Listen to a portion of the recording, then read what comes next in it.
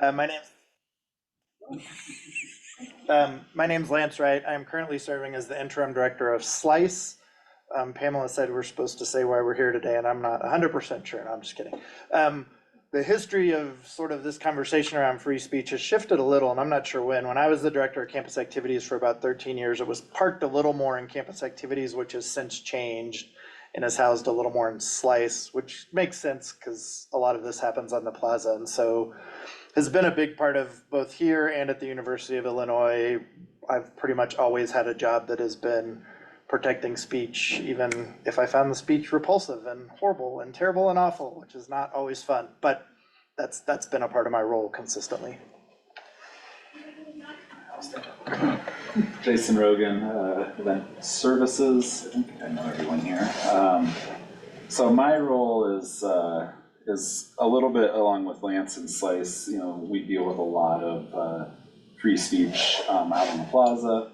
And so we're often the ones that work with groups, both on the plaza and with events in the building when they bring guest speakers. And then we also on the plaza, obviously, we work a lot with guests and groups that utilize their right to free speech on the plaza and spend a lot of time educating students mostly around you know, what can happen out there and why it happens out there and what resources they can utilize for themselves as well. I see it like I'm Spider-Man and he's the Punisher. Like right now, I'm pursuing all the good stuff and he's the Punisher. I like that. I just thought of that now. I don't know which role you have, Pamela. You have a cape too. Good afternoon, y'all. I'm Pamela Norris, she, her, and hers, and I serve as the one of the associate executive directors here in the building, and I'm connected to engagement responsibilities. So I help to supervise SLICE and campus activities and HR and marketing, but prior to this role, I was the director of SLICE and had direct connection with, obviously, student organizations. We have over 500 of them, and oftentimes, student organizations are the ones that are out on the plaza and they're organizing and they're recruiting and they're sharing their ideas. They're not the only ones out there, but they're engaging. If it's a preacher for somewhere else or somebody from some other place, they're engaging with our students, and so that's kind of where I've shimmied into this spot of trying to position our students as the most important, and if they're being harmed by whatever is being said out there, that we're ensuring that we're putting resources out, that we're ensuring that we are helping students understand the why behind what happens out on the plaza and helping them to feel empowered to disagree, to kind of demonstrate that. And we have lots of partners in the building. One of them just walked in. Ollie helps us a lot out on the plaza, as do many others through the Division of Student Affairs that kind of lead with this sense of we know what the law is, we know what the expectations are of working at a public institution. We also care deeply about our students, and we want to hold the tension between free speech and the First Amendment and the harm that it can cause. So that's why we're here today. Can I add a couple of things here? Yeah. Just for the larger, so you'll hear us talk a lot about the plaza. I want to be super clear and have that not be a misunderstanding. That is not the only free speech place on campus. This is a public institution. The campus is a free speech place. We have worked to make the plaza an appealing place, and there's a lot of traffic. But I think that's an important caveat of that language can get misconstrued of that is the free speech area. We don't restrict speech that way. We'll talk about how we can restrict speech, and there are ways under time, place, and manner, but that is not, we don't limit it to the plaza. And the other piece is what we're really hoping to do today, if you came to a session where you don't want to engage, a little mistake, because we're gonna ask you all to engage for sure. We really wanna have more of a conversation, and we wanna frame it not so much from what we can do, which for me is the low bar. We'll go over what the First Amendment is, and yes, there's confusing parts, but we really want to frame the conversation as what we should be doing as staff and students. And so that changes the dynamic a little bit because, like I said, I think the First Amendment, the free speech, is really the low bar we start from, and then hopefully as an institution, we're trying to be better than just meeting that low bar. So, couple of things we think about when doing this, the student success model, Pamela did a great job of talking about, we are, I think you'll find us all to be strong defenders of the First Amendment and very, very focused on our students' well-being. There are days where sometimes those things feel in deep conflict. But I think we can do, and frankly, I think we must do both. So the sense of belonging and purpose, again, when stuff's going on out there and people are having speech that, particularly if it's difficult, it can erode some of that and make, so we're really trying to figure out how do we backstop and think about that. Career development, I think, is always part of, like, you know, one of my pet peeves is when students say, well, once I'm in the real world, I'll do that right. And I'm like, what? It doesn't get any realer than this. Like, if you're horrible to people here, if you act with great integrity and kindness, that's who you're gonna be in the next job. Just be clear, like, you're not gonna have some shift. So trying to set that bar high. And also thinking about equity, and that we know there's many marginalized students who have a history of being marginalized both by somebody else's free speech, but also have a history of having their own speech restricted in a way that we're not comfortable with. And I think that's one of the reasons we probably all are First Amendment advocates, is because we know that it'll be those marginalized groups who will suffer the most if we let folks like us make decisions about who gets to speak and who doesn't. Any questions on that? Any ads? Did I miss anything, Jason, Pamela? Okay. This should, instead of in corresponding definitions, this should say, and the slide for Emily, so I'm glad she's here. Could you see this? No, but really, so again, wanting to ground this and think about not just the bare minimum of this is the First Amendment, these are the words in it, this is how it's been tried in courts, but also how do we filter it through what we've defined student success as. So hopefully this looks familiar for folks when we talk about sense of belonging, well-being, and career development being at the focus of everything we do. For me, this is part of elevating that bar beyond just, hey, here's the bare minimum, what you can and can't do. Miss anything there? I mean, inevitably, I'll miss something. Pamela, which book did you get this from and not cite? I really apologize. I did not give credit where credit was due. So Lance, long time ago, loaned me Free Speech on Campus. the Free Speech on Campus book, and this is pulled from that. So when we send the PowerPoint out, I will make sure to put the appropriate author's name on here, so. Yeah. And if you're interested in this topic, it's a book I highly recommend, because out of a lot of times it's attorneys and lawyers writing this stuff, and it feels like an attorney and a lawyer that's just like, this is what it is, boom, boom, boom. This book does a particularly good job of recognizing there's humans involved and there's hurt and there's all that. And we still need to stand strong with protecting the First Amendment. So I like it better than some. So you have a volunteer? We'll get you all talking. Somebody want to read these for me? Or how about one? Somebody read the first one. Thanks, Mike. The university can never punish the expression of ideas. The very core of the university's mission requires the protection of all views, no matter how objectionable or offensive they may be to some. That's a lot. There's a lot in that. And even like reading it, I feel the like, oh good. And recognize the role of making sure that no matter how objectionable it is to me, because frankly, what the hell do I know? I need to be there protecting the speech, not worrying about if it's landing for me. That's not everybody's responsibility. Some of us have a more unique responsibility. Will somebody read the second one? I'll do it. Great. Central to the first tenet of the First Amendment is that the government, CSU, must remain neutral in the marketplace of ideas. So I think the key thing there is probably the ad that isn't in the book, because I don't think the book says CSU. In the context of a public institution, we, all of us, are the government in this case when we're acting out whether we are protecting or limiting the rights of the First Amendment, right? We're the government in that role. And we'll talk about when you're not the government, and that can get where some of the gray areas are. Last one, somebody read that for me. The university cannot censor or punish speech merely because a person or group considers it offensive or hateful. So keyword, well, lots of keywords there. They're all keywords. What do you know? For the one that sticks out for me in that one is the idea of hateful. So you'll hear a lot of talk about hate speech with, I'm no attorney, but I watch this stuff a lot. Generally speaking, all of the cases that have gone to court around hate speech has been struck down that is in fact protected speech. That is an ongoing legal question that will continue to play out, and I'm sure there'll continue to be lawsuits.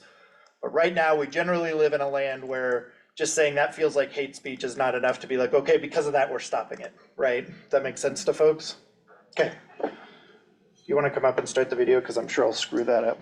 Right, and introduce it. So as you all may know, this past year has been considered the thematic year of democracy. So there has been all kinds of speakers that have come to talk about the erosion of our democracy or the power of our democracy, how to hold on to democracy. One of the featured events here in the Student Center was a panel that was moderated by our university president, Amy Parsons, who enters into this work as an attorney, right? Like that's her background, and a fierce supporter of the First Amendment. And she invited some of our colleagues from the General Counsel's Office, the Office of Inclusive Excellence, and MARCOM, to talk about free speech. And so it would have been awesome if every single person on campus would have been able to be in that presentation, because it was really powerful. Our good friend Rogien took what was about an hour and a half of a video and kind of squished it down to 20 minutes. We'd like to have that be our common experience in this group today of like, let's watch these 20 minutes and then we'll have a conversation. In the PowerPoint, when we send it out, we have a link to that video if you want to watch the whole thing, as well as a whole bunch of other resources that you can utilize. But kind of sit back and we'll watch this for about 20 minutes. Weren't you supposed to bring the popcorn?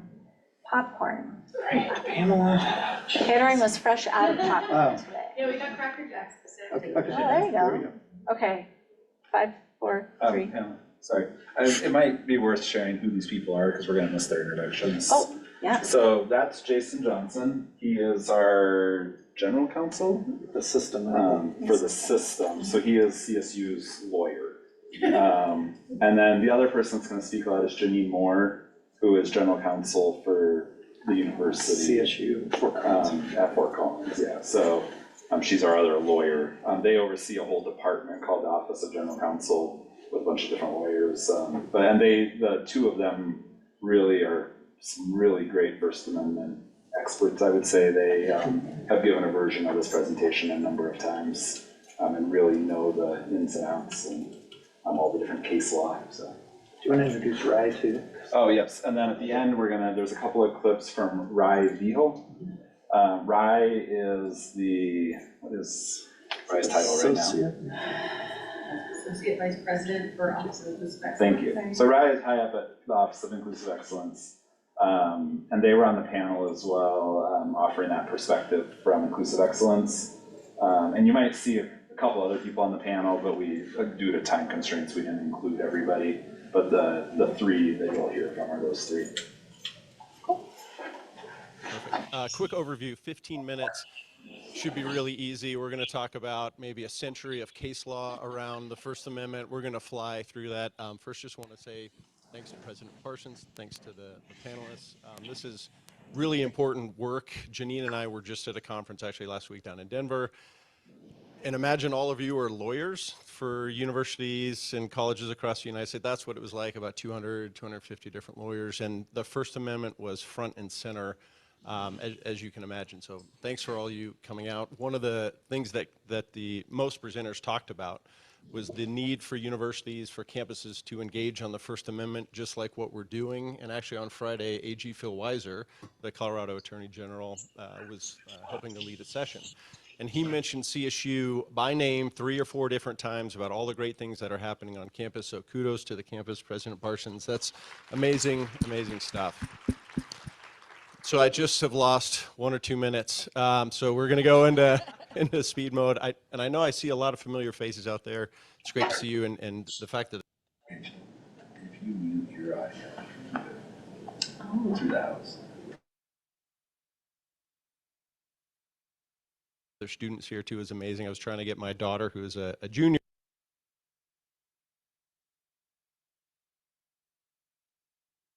We can hear it. It's just, it was quiet back there, no?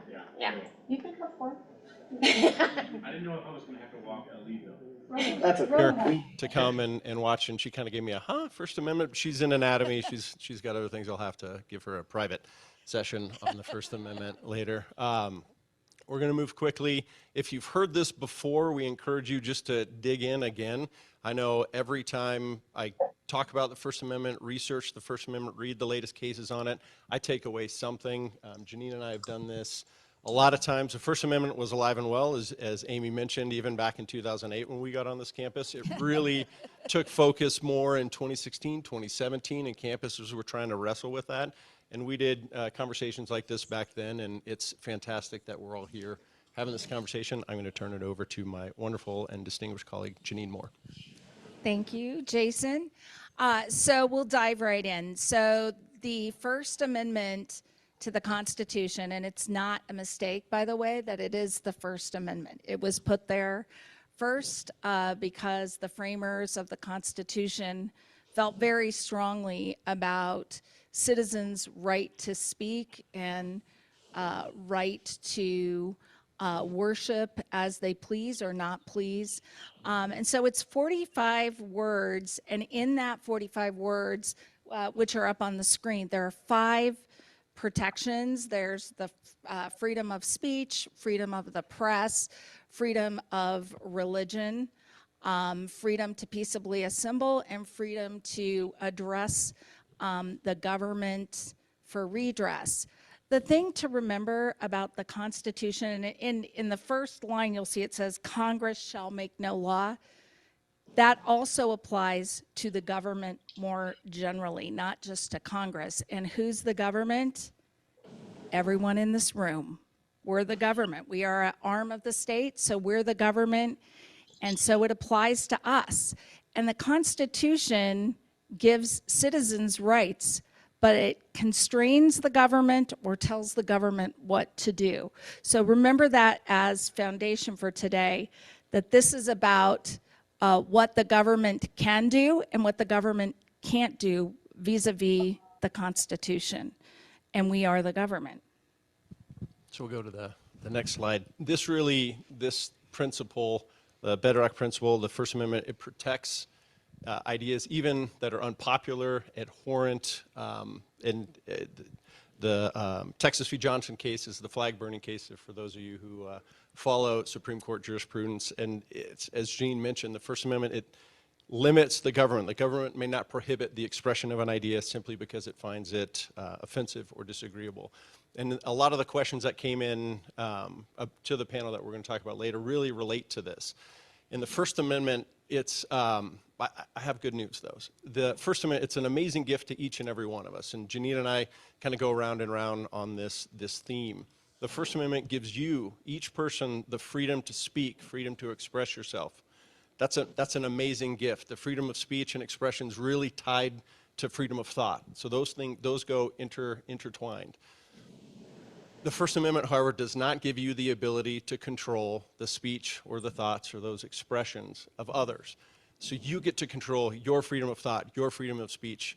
But when you hear someone say something that you don't like, and Janine's got a great phrase, and I'm not going to steal it, but when you hear something that you don't like, that's offensive, and you want them to stop saying that, that's where you really want to think about the First Amendment, and the First Amendment giving you the ability to have speech, say something back, counter speech, to have a good dialogue in this marketplace of ideas where we talk about all these different concepts and things, and that's what we've hitched our wagon to as a country, that we're believing in this marketplace of ideas. Even those concepts that are offensive, objectionable, abhorrent, they're likely protected by the First Amendment.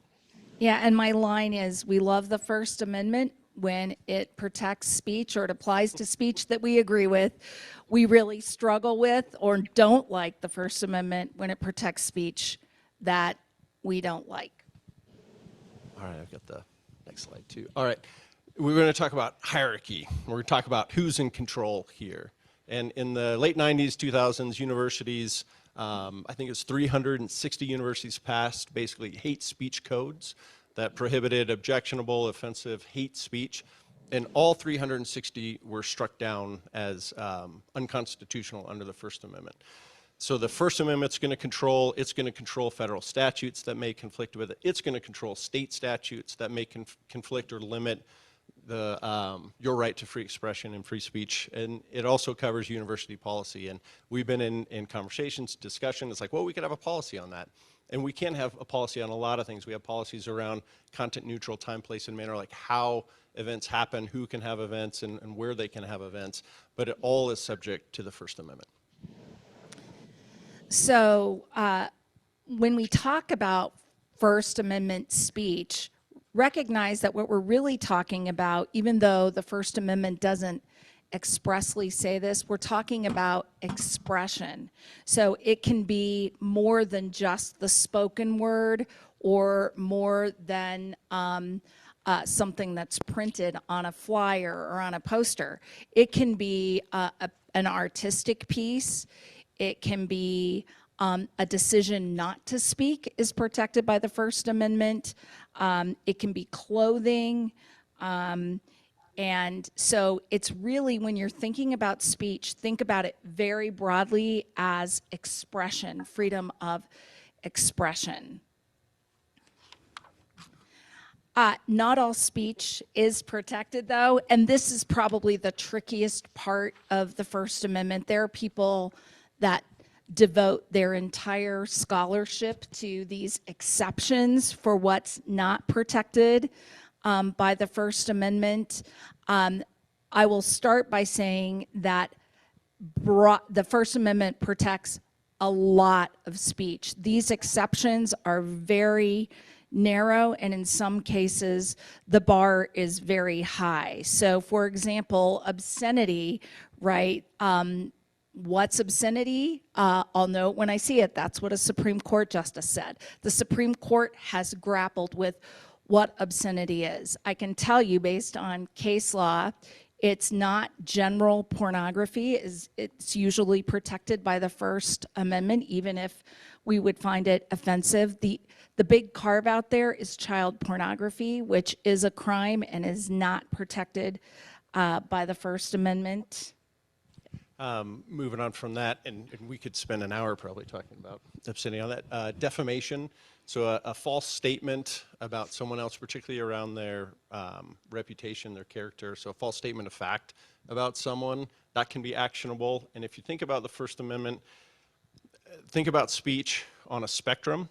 And I was trying to practice earlier to not use my hands, and I just can't help that. So on a spectrum, so on this side, you've got political speech, religious speech, speech on a matter of public concern that's important to society, things that people find of value. So that's going to have the highest level of First Amendment protection. So when you think political speech, religious speech, think, oh, First Amendment's going to have a lot of protection, and the government, and First Amendment's always going to look skeptically on government censorship or government punishment for someone saying something around religious or political speech. That's your spectrum. And as this list talks about, moving down away from that spectrum, you move down to statements, obscenity that lacks no social value, political value, artistic value. Obscenity, that's not protected. Very, very narrow category. Similarly, defamation. What does defamation add to the marketplace of ideas? If I'm saying a false statement of fact, really impugning someone's character, that doesn't add anything to the marketplace of ideas. Fighting words. This one's hard. Okay, 1942, Chaplinsky, someone's handing out a leaflet, religious leaflet, and runs into trouble with the police and calls it's fascist, racketeers, and gets prosecuted for that because it's offensive statements. That is upheld by the Supreme Court because it's words by their very utterances tend to incite an immediate breach of the peace or inflict injury. That's like the high water mark of the Supreme Court in 1942 looking at what amounts to a fighting words, and that was not protected speech. The court looked at that and said this doesn't add anything to the marketplace of ideas, these types of insults. And that is still good law, and if you read recent Supreme Court cases, there's notations and references to that.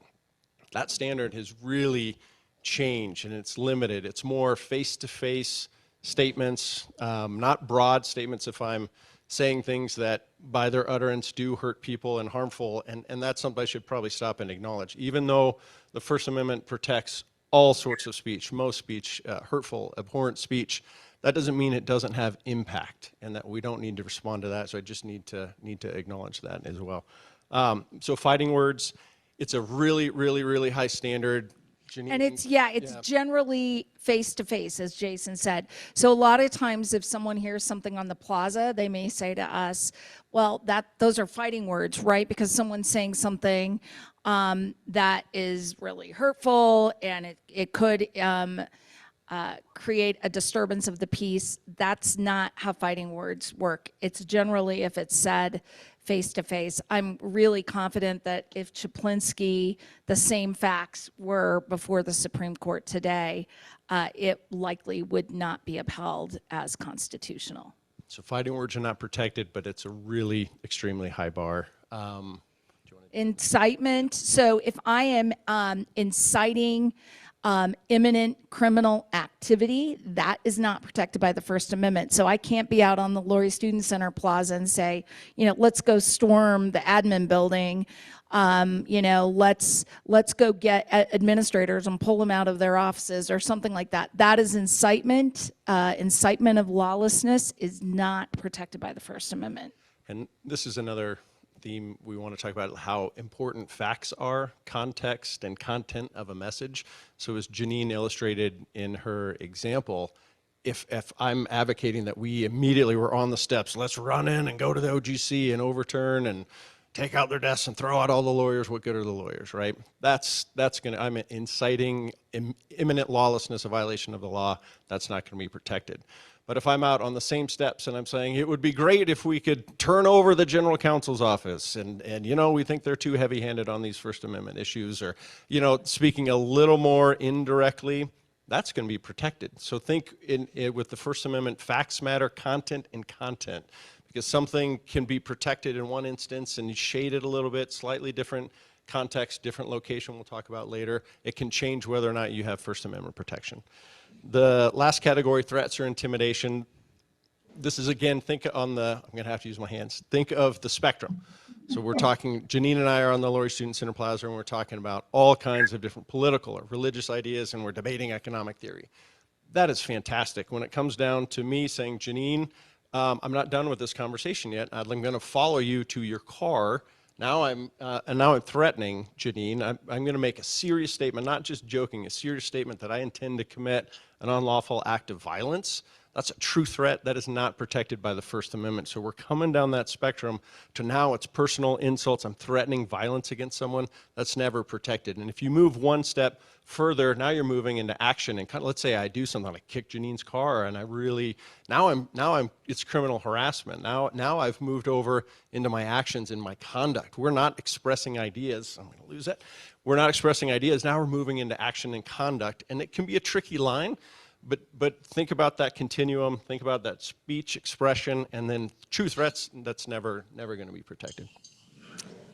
Okay, so we got a lot of questions about hate speech, and hate speech seems to be the speech on campus that causes just the most, for all of us, the most trouble. And, it's the speech that we likely everyone would like to stop from happening. We've given you some generic definitions of hate speech, but I think everyone in this room could probably give good examples of hate speech that they've seen either in the plaza at some point or out on the streets. Hate speech is largely protected by the First Amendment. And so it's hard, right? We'll get calls to the administration building, calls to university leadership to stop someone from speaking on the plaza. They're saying something that's hateful, and largely that is protected speech by the First Amendment. Remember, it's about whether we as an institution, as the government, can censor that speech. There are some times when hate speech is not protected by the First Amendment, if it's in one of those unprotected categories that we just talked about, the exceptions, if it involves criminal conduct, if it's directed at a person in a face-to-face confrontation and is intended to inflict injury or incite a breach of the peace. and when nonverbal symbols are used to encroach upon or desecrate private property. So in one instance, you know, if somebody is burning a cross in somebody's yard, that is not First Amendment protected speech. And I'll hit the next two slides pretty quickly. I realize time is going. So facts matter, location really matters. So when Janine is talking about, I could be on the plaza saying certain things and I'm gonna have a lot of First Amendment protection. If I go to Janine's house and like, hey, I still wanna have our conversation go on, that is not a public forum. So think of the First Amendment, think of those places where people have gathered since time immemorial, public sidewalks, courthouse steps. We've designated the Lory Student Center Plaza basically as a public forum, and you encounter all sorts of speech on a daily basis out there, and you can choose to engage, or you can choose to walk by, engage in speech, or counter speech, or have your own counter programming if you'd like.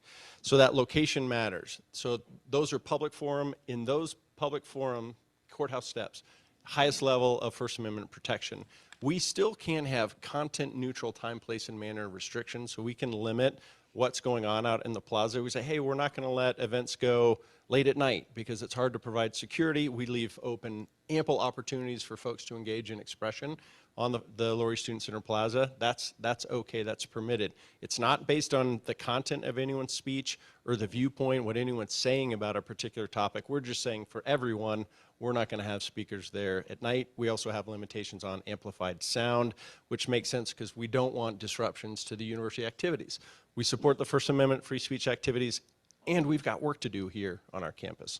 There are other areas on campus that we may designate as an area for free speech. This happens to be one. We've designated this today for this event to have speech. Is it open for everyone to have conversation? Is it a public forum? No, it's actually us up here talking, which you may or may not get tired of. But we can designate that. And there are other areas on campus, non-public areas. So think someone's residence hall, even the moving from the residence hall to a dining hall, those areas that we don't open up for expression, those are more private areas. Think of your offices. It's a public university, you're in a public building, but do I have the right to come to your office and talk to you about whatever I want to talk about, fly fishing or whatever example? I don't have that right, even though we've heard that from time to time from people who have been on campus of, well, it's a public campus, I can go wherever I want, say whatever I want, wherever, whenever, wherever, and that's not the case. The First Amendment is not absolute in that situation. And can I just add, we encourage counter speech. But what's important to remember is that counter speech cannot drown out someone else's right to speak, right? You can't disrupt. It's peaceable assembly. You can't disrupt someone else's right to speak. That's called the heckler's veto, and it's not allowed. The court's very, very clear about that. So while we encourage counter speech, you can't come and shout someone down and take away their ability to speak just because you don't like what they're saying. But there are a lot of very creative ways to do a counter protest. We can skip the next one. I talked about how we can regulate in a content neutral time, place, and manner. And the last one, university speech, and this is something the university can exercise from time to time. The university has the ability to engage in speech and talk about different issues, have speakers on campus. And as the reference talks, it would be hard for us to operate if we didn't have the ability to exercise the university's own right to free speech. And I want to situate us in understanding and really wrapping our head around the purpose of higher education, right? The purpose of higher education in CSU specifically, to educate, to support the students who then choose to come to this institution, and then to graduate, right? And as my cheering section would tell you, the Office for Inclusive Excellence, a lot of what we do in our office, both from the cultural and resource centers, as well as some of the efforts through our office, is we strive to remove obstacles for students to be successful. So what I would say to this is, it's not always a matter of can you or can't you. Sometimes you can. So what you need to consider is, should you, right? Sometimes you can absolutely, and it's within your right in the classroom to say something on a particular issue. but we need to consider, should we, and have we thought through the impact that that's going to have on the students in the classroom in which we are engaging, right? We are trying to remove obstacles.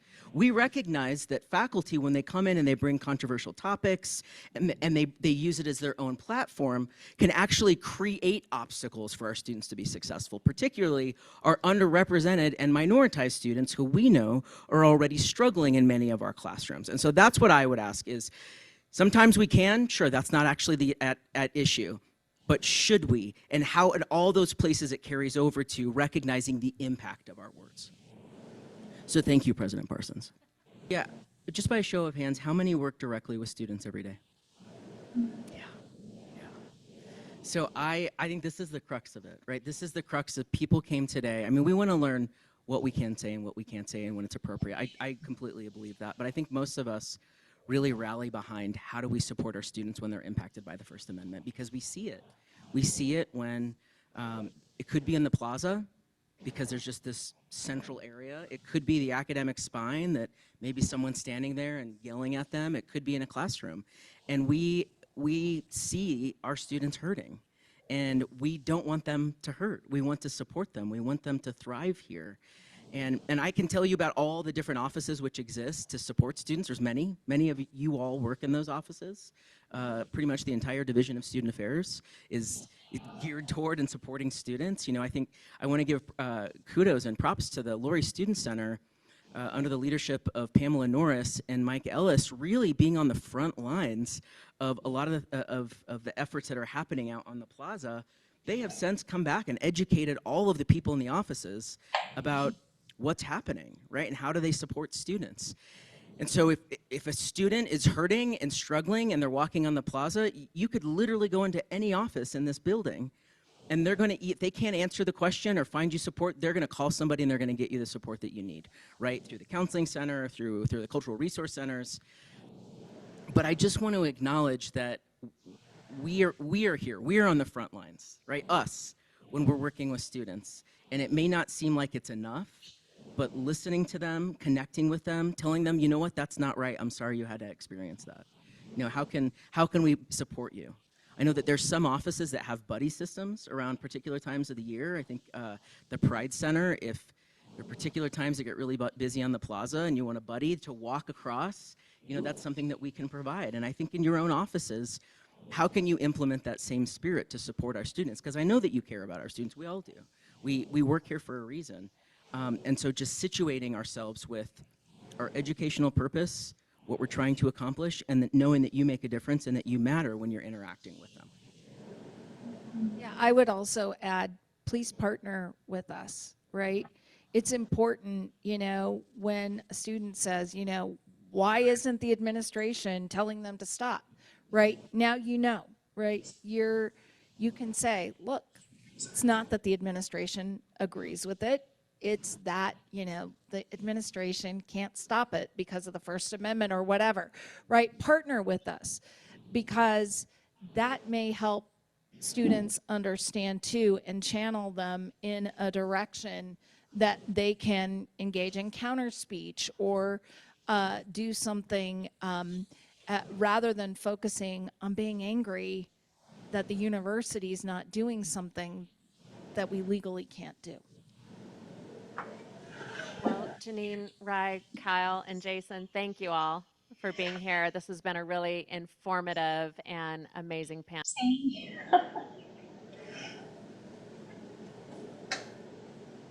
Okay, can I hit escape to go back? Escape? There you go. So, I know that was a lot. That was my third time I think listening to it, and sort of like Jason says it, Johnson on here, like, oh, every time I talk about or read about First Amendment, I feel like I take something else away. So when I was at that panel, these are the things I wrote down. So you're looking at questions that I had when I was walking away, or maybe in talking with these two, things that we were thinking about. And we really want, like Lance said at the beginning, we really want to elevate our conversation, not to be, we're not attorneys, so we can't exactly, well, Lance is almost like on his own accord. We don't want to talk about the lowest bar. We want to talk about how we can possibly elevate our involvement with students, our student employees when they come in, our student organization leaders, just students in general when they come into the building and they feel hurt. How do we support them? How do we engage? So these are just some ideas around conversation starters. I would love to hear what y'all are thinking about, questions that you have, frustrations that you have, ideas that you have around the topic. Anything confusing in that whole video? Not, we're pretty good, we're done, you got it all, you're First Amendment scholars. Anything confuse you? I guess, I wanted to hear more about where they went with the counterpoint discussion. When one voice, the counter argument drowns out the original voice. Yeah. Because that tends to be what happens, I mean, depending on whose side has more voices involved. So how are we not stepping in, or how are we not or inclined or forced to step in and stop the counter voice? It wants to get me in trouble in the first one. It just baited you right in. I think this is super hard. So what's clear is, Mike had messaged me before this and said, oh, I'm coming to that, I'm gonna heckle you. If Mike were to stand up and begin to heckle us right now, we could in fact ask him to leave. If he didn't leave, he could ultimately be forcibly removed. So you cannot exert the heckler's veto by coming into a classroom, a lecture, a program on campus, and disrupting that program. That's the heckler's veto. Clearly, unequivocally, you can and will be asked to leave. For me, and I don't think Janine dove into this as much as she could have, and so I've got continued questions. It gets a lot harder on the plaza. I don't think when you're in that open public forum, I don't think, and again, this is where I may get in trouble, that heckler's veto is not nearly as clear.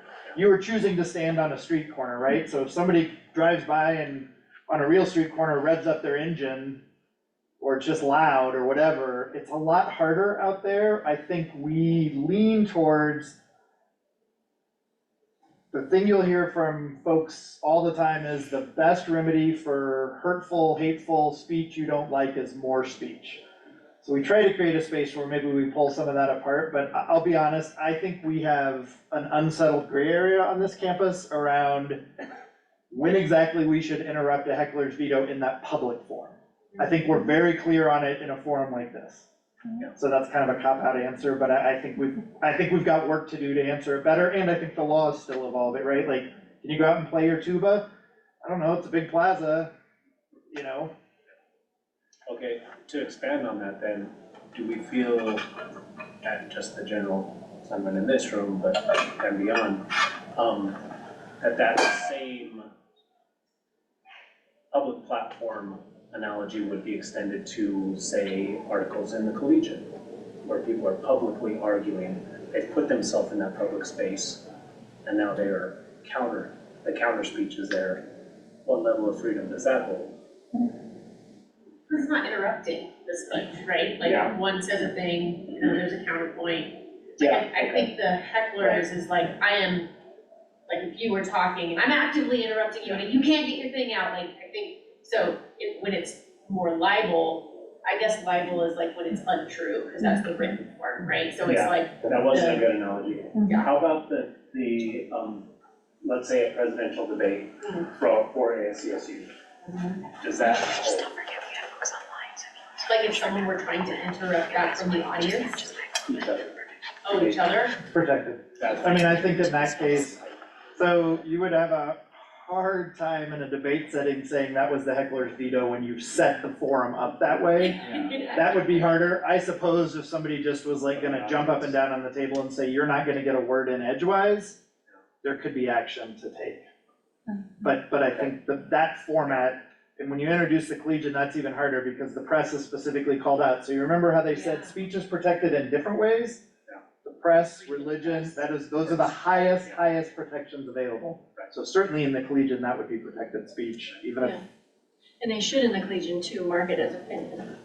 Right. It's different than an article, that's gotta be marked as an opinion if it's, Something, In like the collegian example, there's also like a form of curation, like there's like every post that kind of goes through the process, and so we're not gonna publish anything without having a set of eyes on it. But I think when I think about this conversation, I always think about TPM, time, place, and manner. I think time, place, and manner is always gonna like influence to what extent people can or should not do something.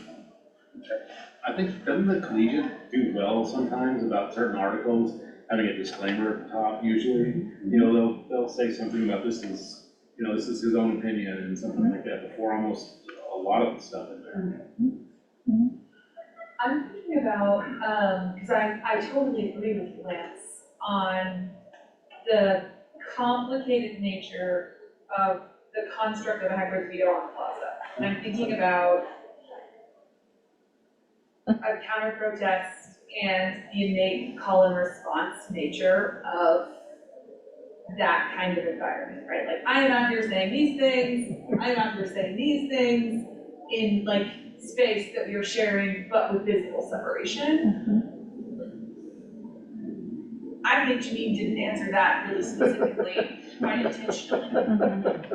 As someone who, a long time ago, sat on the free speech committee with Janine, I think she's really smart in not answering that really specifically. And I don't think the institution, I think there's reason why, although I am resentful of those reasons, that that is like an intentional choice that's made. I think what I still, and this is now, I've reviewed this more than once. What I still think about is one of the questions that you included here, Pamela, around like what's our institutional priority and entry point when we think about, and Rye says this, like when we think about centering our students and what the lived experience of our campus is in fostering an environment that values intellectual curiosity and dialogue and acknowledges the political and global realities that we might be navigating connected to free speech.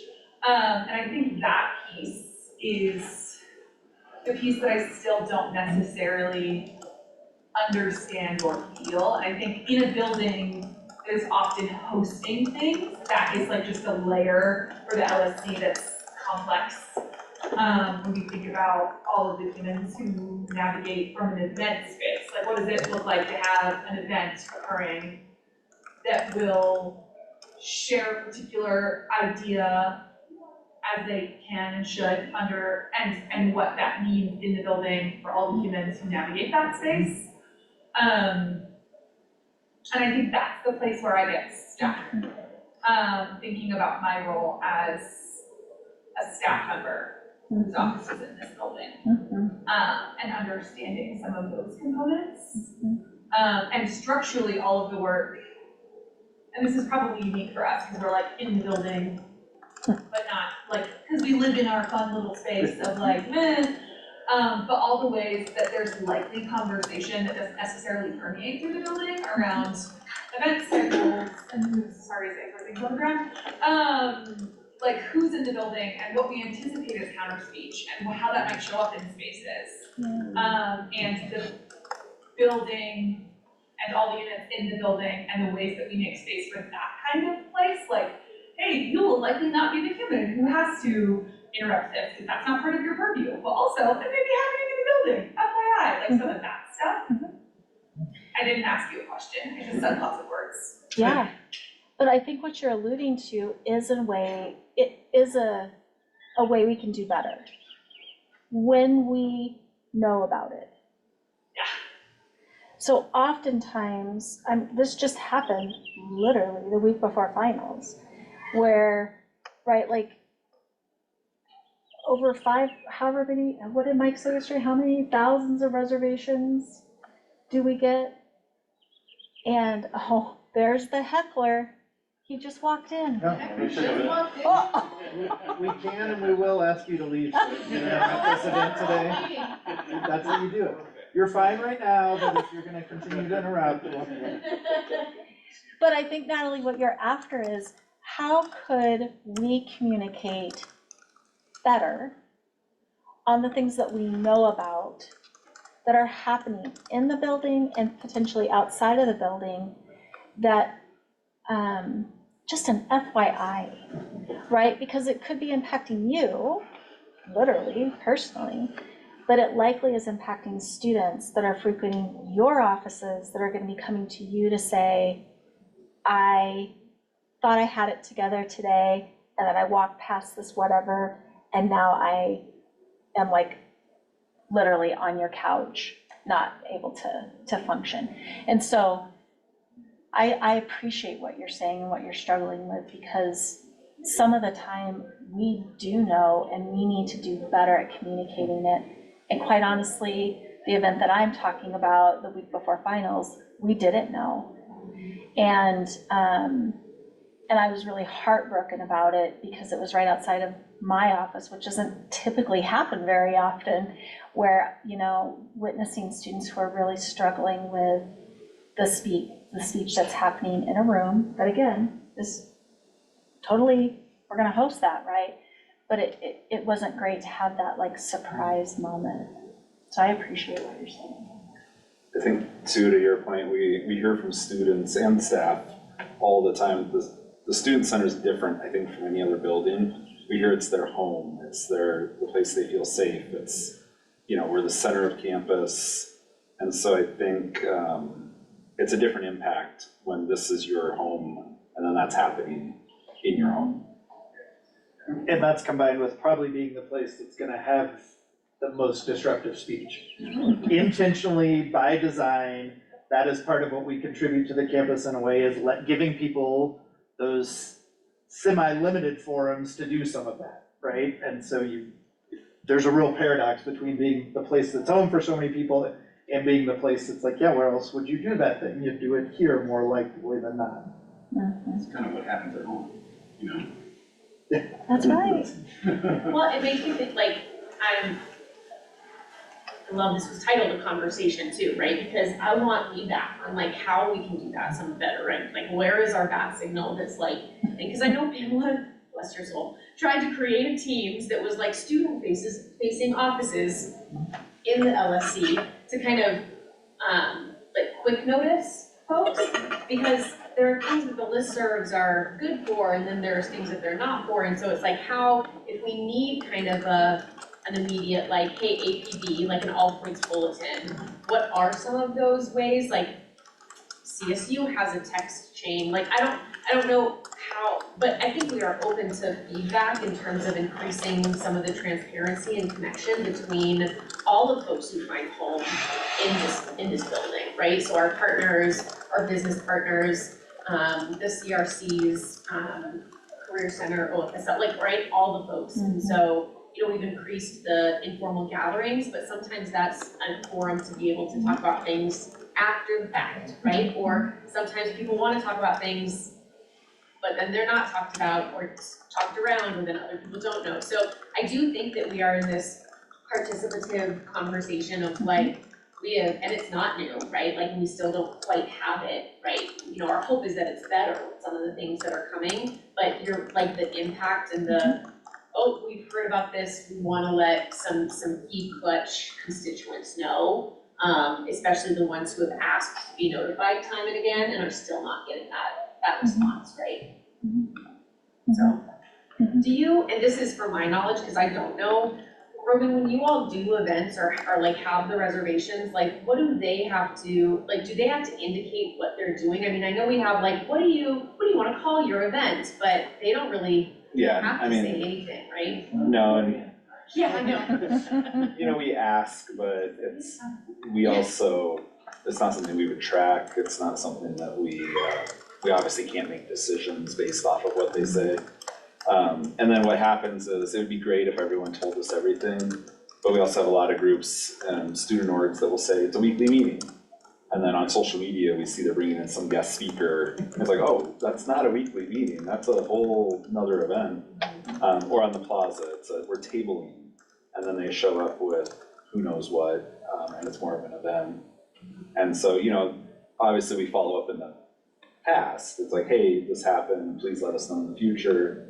But it's really hard to know all the time what they're doing. And I really appreciate your question, because Lance and I talked about this a lot around groups that play by the rules, right? So maybe they'll tell you everything up front, they're super transparent, and then what do? We contact PD, we list it out at meetings, we get everyone's opinion, and there's mountains, hours and hours of energy put into this thing because the students themselves are wanting to be transparent, because they're asking that of us, right? It can feel like super difficult to then watch someone who doesn't play by any of the rules, tells you the very least amount, no PD, no signage, no opinions, no whatever, and just surprise everybody. And they're after that sort of reaction from people, right? And Rogien he and his team can be like, well, last time you didn't blah, blah, blah. But that could be 6 months later, 8 months later that they do another event. So that feels really hard to continue to ask people to please be transparent. There was an event just the other day, and I heard, and this wasn't anything big at all, and I heard the lady go, well, if we can't do it next time, we'll just play dumb and just do it anyway. And it wasn't even anything important. It was just about food, And so I can only imagine, if they thought that it was gonna be something that, they couldn't get away with, they just would say, yeah,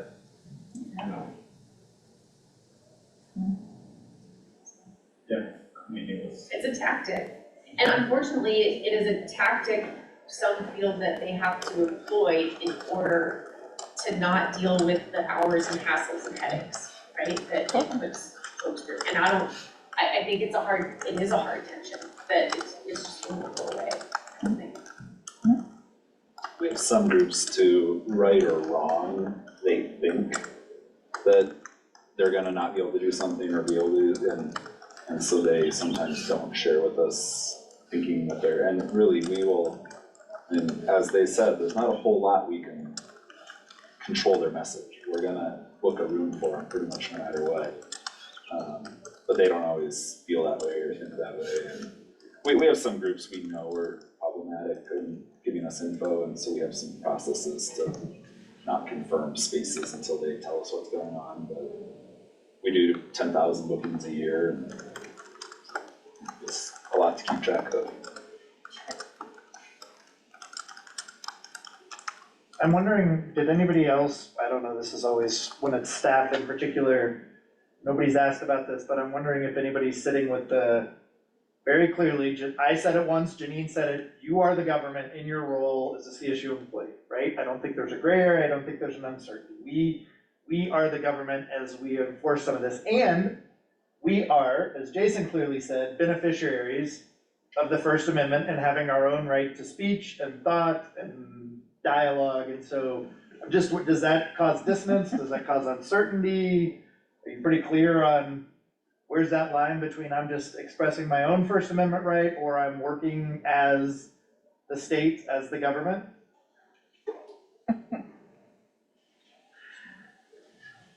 I think this is a really cool question. I'm thinking about the spaces I've been that have talked about this in the past. And again, I think there are some intentionally vague space. I think I understand my role as the government when it comes to my ability to limit other people's speech. Mostly because I often work with students who say things that I might want to limit, and explore other avenues to limit, right? Because they're members of private membership organizations that absolutely can limit their speech. So I often send a little email. It's like, hello, I can't tell them to stop, but like, please do. But I think about the ways that like I think a lot about solidarity in our like critical conversation right now, connected to the global climate and some of the things that we have seen at institutions of higher education all across the country, around faculty and staff solidarity connected to student activism. And I think about that critical conversation and the ways I don't think CSU has explored the answer or consequence to those questions. And I think that there will be a reckoning on that, and good luck to me. I don't know. So I think that's a piece that's really, really unclear. I know I've sat in conversations, like my whole door is covered in stickers, and lots of humans who walk into my office might have opinions on those stickers, right? So I think about the ways we talk about space and speech connected to individual staff and what that looks like, and where you work and who you work with and how that impacts. And there's not a lot of people who are walking into my office who might object, but there could be. So like, what does that mean on a door that's not mine, right? So I think about environmental components connected to individual staff free speech in a work environment, and the lack of direction there.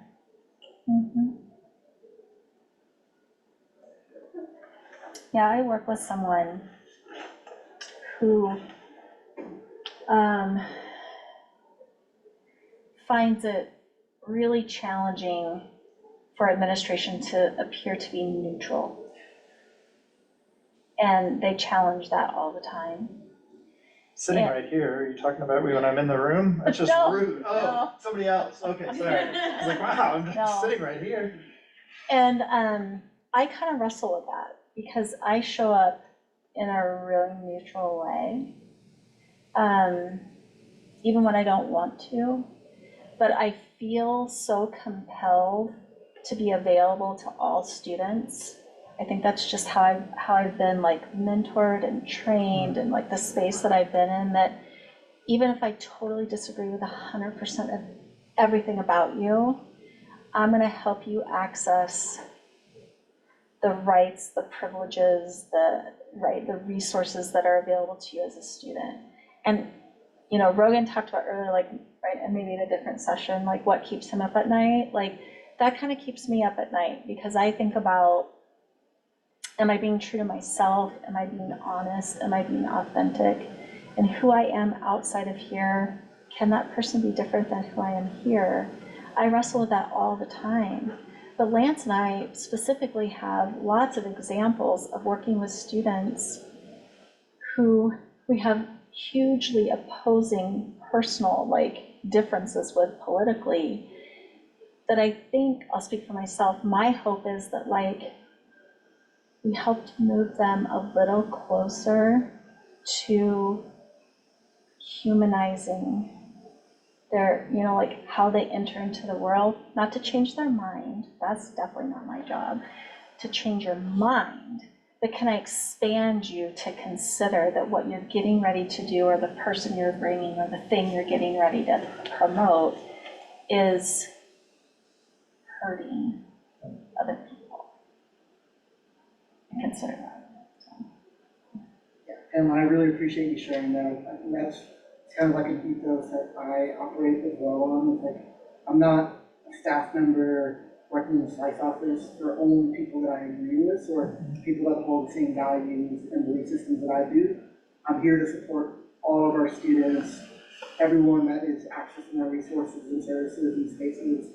And my role really is to help guide them in a way that makes meaning of bureaucracy or policy and mentorship, leadership, whatever that entails. And then I think going back to Lance's question, I think, you know, yes, I mean, I am an actor of the government working at CSU, but outside of that, I'm also a person, an individual, right? And so if I go to city council and I'm speaking in public comment, I'm not speaking on behalf of CSU. I have to say, you know, my name's Ali, resident of Fort Collins, and here are my thoughts about what I'm going to share today. And so that's clearly, explicitly stating that while a lot of people will see me as an employee of CSU, in this instance, I'm acting as a private citizen who's speaking about his own beliefs or places of where I want to advocate for.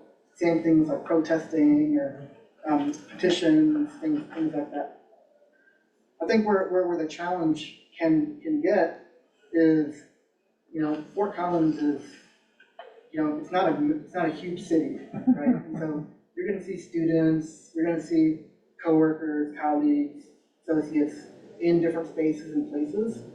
And how you show up or how you don't, or what you're advocating for or not, that could have consequence and impact about how they may, the relationship that you might have with them is like, okay, like I know Ali as a CSU employee working in the Lory Student Center, but in this instant, Ali is doing this thing with this organization, and so now how does that impact how I may or may not access the resources or services that, Ali or an office he's affiliated with may, what level of comfort do I have working with Ali in that regard? And so that's the piece that I continue to wrestle with, but I think the piece that I try to remind myself is I can only do the best that I can, right? And I'm going to be my own person outside of work, and I'm going to be showing up, fully for everyone at work as well. And there's going to be some implications and consequences. And at the end of the day, I want all students that are coming to the SICE office to know that, regardless of belief system, like we're here to support. I really appreciate that, Ali. I think a lot about the ways, honestly, that I look and that I present, and the privilege that gives me to access different people in different spaces, right? I don't look visibly trans, whatever that means, right? I don't look visibly like a person of color or a person of significant size. Like, there are lots of different biases that exist in different places, and so I think about that in terms of like how someone may or may not access people based on personal implicit or explicit biases of identities, and how is that juxtaposed with like rights and beliefs and affiliations and things like that, right? So it's like I chameleon in different places. I know that I do that, and part of that is a leadership skill that I want to have, to be approachable and adaptable, so that I think, similar to Pamela, that you'll at least engage with me in conversation, and then maybe we'll see where it goes. But I know there are plenty of people that don't look like me who they won't even engage with, right? And so I think about that in terms of, we can make choices about some of that. Like, now we can make choices about the stickers on our book, but like, someone else can't make choices about the way that they walk into a room and what in the 0.06 seconds is perceived about them, right? And whether someone will or will not engage. So that was in addition to your point in terms of like the ways that I think about what is my responsibility in doing some of that work that maybe other folks aren't even able to do because they wouldn't be welcomed into that. And how am I showing up genuinely and authentically and consistently in my values while chameleoning behavior somewhat, never chameleoning my values, right? I think that, to me though, that shows y'all that you're very good at your job. Being able to show up for everybody, even if you don't believe in that, championing, you're at work being who you're supposed to be, but that doesn't mean you can't be who you want to be when you're not girls. As long as you're showing up doing what you're supposed to. I think genuine people will see that, even if they don't agree with you. As long as you're, presented in a way like, listen, I'm here to listen to you, whether I agree with you or not, and, try to help. And I think, that's good, because some people can't do that as well. Well, I think we don't create an environment that is working to figure out what the conversation across difference looks like. Sure. Right? Because I think we are an entity of headlines and quick hits and emotional reactions, because headlines sell and ads need headlines and clickbait is real and all of this, right? So we're no longer a generation who reads the entire article, which we know that the author of the article often has a very different sentiment in the article than the editor who made the title of it that was intended to get you to click on it. And so when I am doing the like, oh, I read this article, and by that I just read the couple of sentences, and by that I mean I read the title, like I didn't actually read anything. And so thinking about that in terms of, but that takes time, right? That takes like engagement, but we're not set up to succeed in that way, I don't think. To me, it makes me, what you're saying makes me instantly think of, you know, reading a story in the New York Times versus reading that same story in USA Today. Oh, yeah. You know, I mean, you're gonna get a vastly different story, even though they're trying to hit on the same points. There's gonna be a lot more depth in the New York Times than USA Today. 'Cause, Well, I mean, they're just yeah, trying to and there's get a it great through. website called allsides.com or allsides.org, I think, that literally has like, it's like red, purple, and blue, and it will say the same story from different sides because of that. And I think that started when the 24-hour news cycle started, because it was no longer a half an hour news segment where you just got the facts. It's like you got the facts and then the pundits and then the talking heads, and you're like, where is the story? Like like now I'm getting all of the, and that's part of it, right? I'm just gonna stop. Natalie, were you gonna say something? I also have I do have a contribution from one of our online folks that I'm gonna try to sneak in if that's okay. They've been waiting. So Haley shared I think one of the hardest parts of this discussion is that a lot of us, myself included, try to come at the First Amendment through an equitable point of view, but the First Amendment itself isn't equitable. So that feels very aligned with what everyone has voiced up to this point and what I heard you saying. Well said. Well said. That was really well said. I think one of the things that I think about a lot, and I think about like what motivated me to come to this session, and Janine talks about this a lot, is like, what's our due diligence as an institution to educate our students on what free speech looks like? Like, I talk about this in the classroom all the time. I'm like, each other, like you limiting each other's speech in this room is not a limitation of free speech, because none of you as students are agents of the government, right?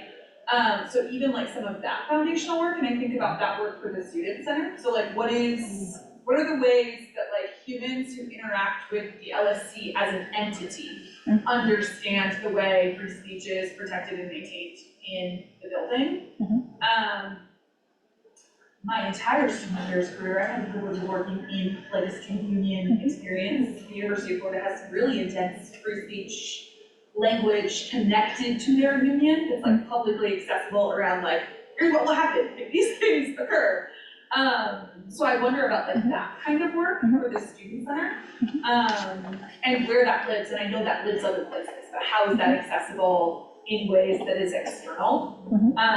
We talk a lot in group for our students as an entry point to free speech, that free speech isn't freedom from consequences.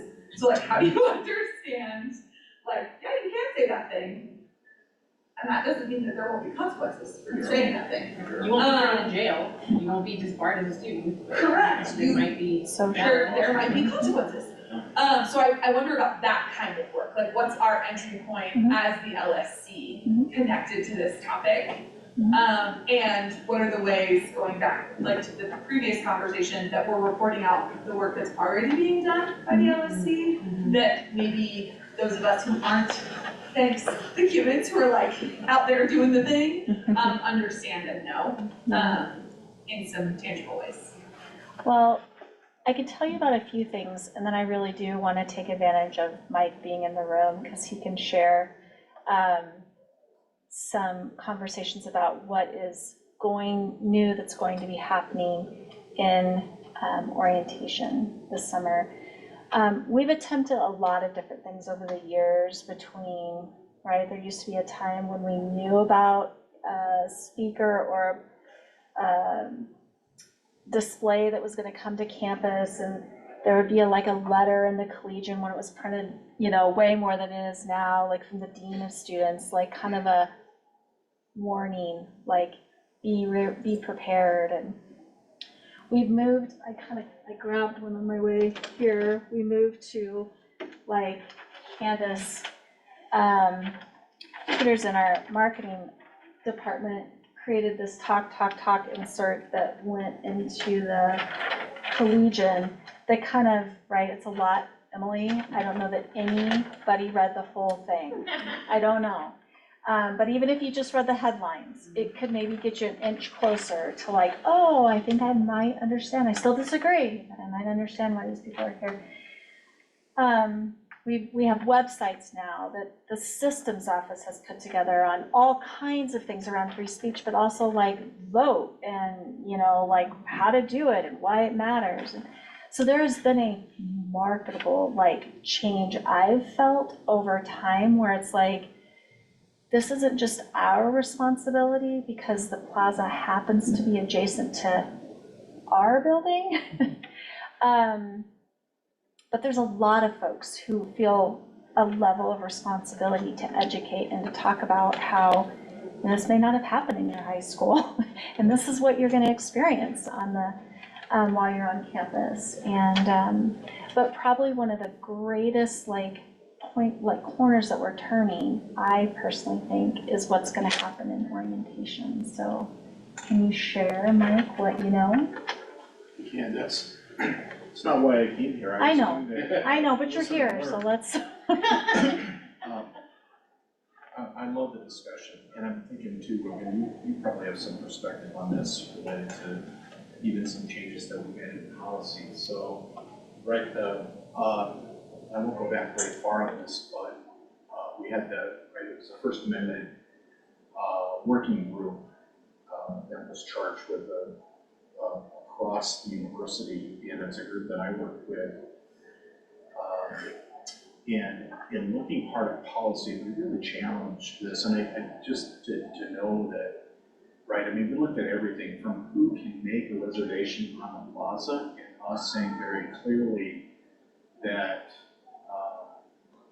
we wouldn't want the ability for a non-registered group or university department to be able to make a reservation, right? So that's the one that did it. We really nailed it down, and that was a conscious thought, right or wrong, right? Because it would be helpful to know when groups are coming, as our point of discussion, and say, actually, then we could warn folks, as it would force the preachers to have to tell us, but we didn't want to give them that privilege, right? So nobody really knows the background of that. It's hard to describe that, and that was pushed hard, actually, by Karen and I, to changing the policy to more clearly tell students, and you'll see this, it's probably the only significant change we've made to the First Amendment policy that's on the website, is very clearly indicating that counter-protest and demonstrations are an alternative, right? Because we didn't spell that out very clearly to students just a year ago. So there's a couple things like that that have happened that we can do better.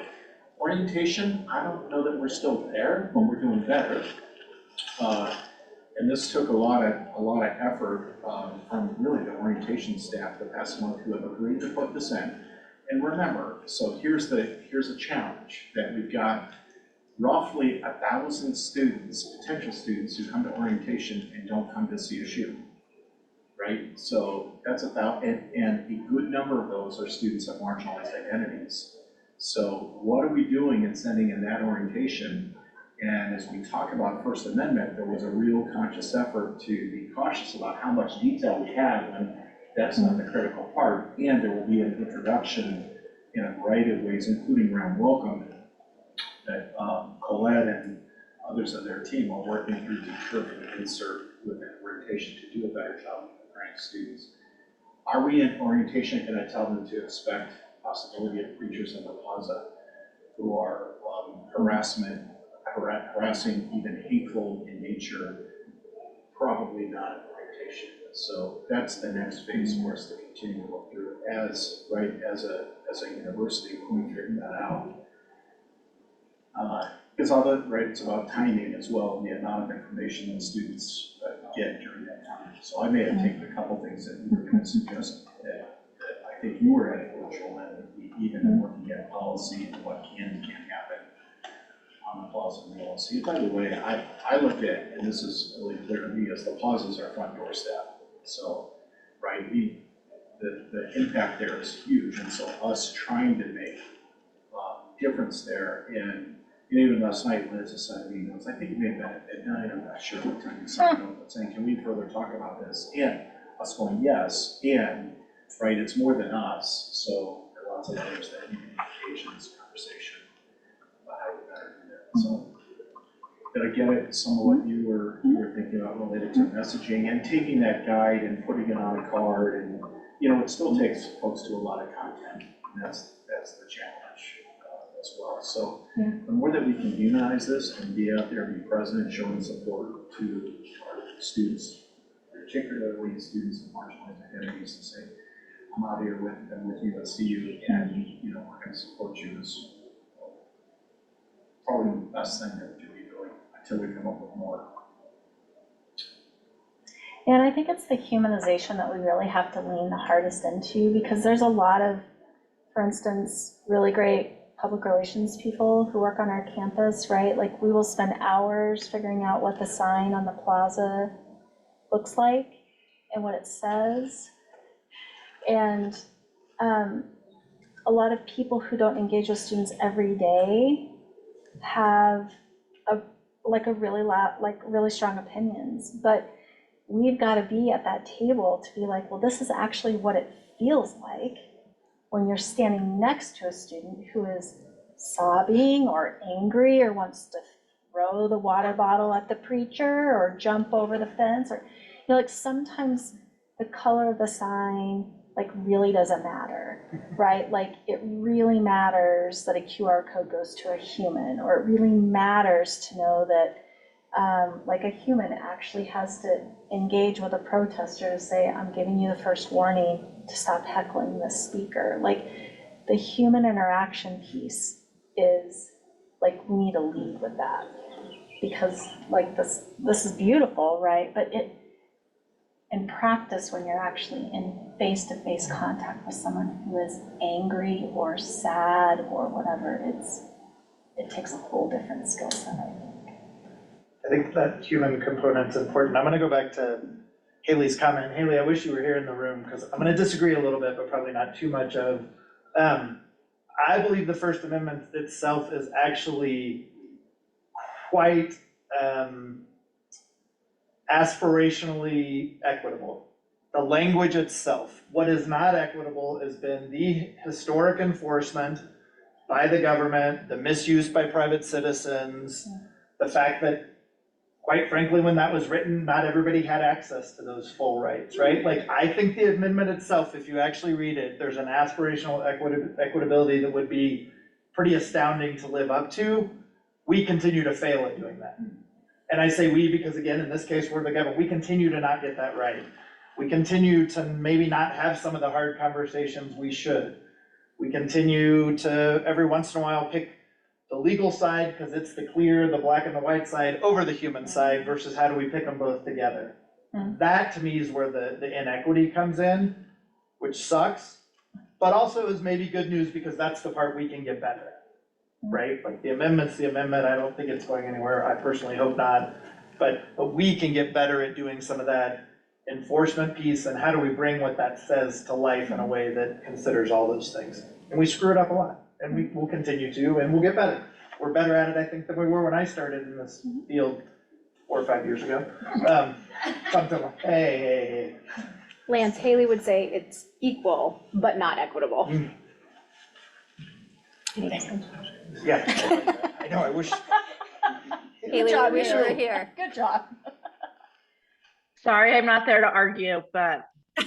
We can hear you. Good point. Feel free to engage. I mean, Haley being an attorney is an interesting perspective, right? Yeah. So it's like, and I think we can do this, right? Just because she's not here, we can talk to her. I mean, she's right there, right? Right there? No, she's right there. No, she's right there. She's in the owl. Oh, okay. She's in both places. Do you want to say I'm something? everywhere at once. Omnipresent. Yeah, so I mean, I love that conversation about what does that really look like. I think overall, we are an aspirational nation that's failed at every turn at meeting what we've set up. And I would agree, it certainly wasn't written with everybody in mind. Haley, I would love to hear more about the equal but not equitable, because I think that's such an important, what's our goal in this? Well, yeah, like, so my point of view on it is that the way it's written is, yeah, equal. So everyone can say what they need to say, and everyone can share their point. But especially it being written, 250 years ago, it's not equitable because they didn't realize that some people's voices are going to, well, I think they did realize, they didn't care at that point, that some people's voices are going to be louder and are going to matter more and are going to have more of an impact. And so because of that, it has this equal, everyone's the same, it's fine.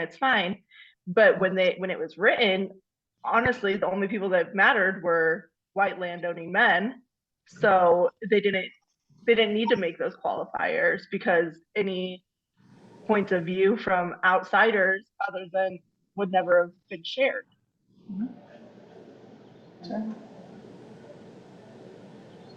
I also think about the equal and not equitable in terms of maybe not the, kind of similar to Natalie's point about there being consequences, like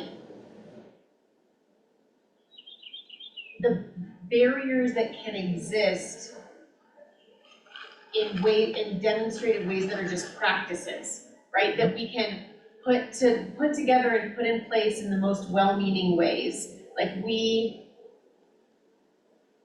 may unintentionally constrict speech of some folks because we think it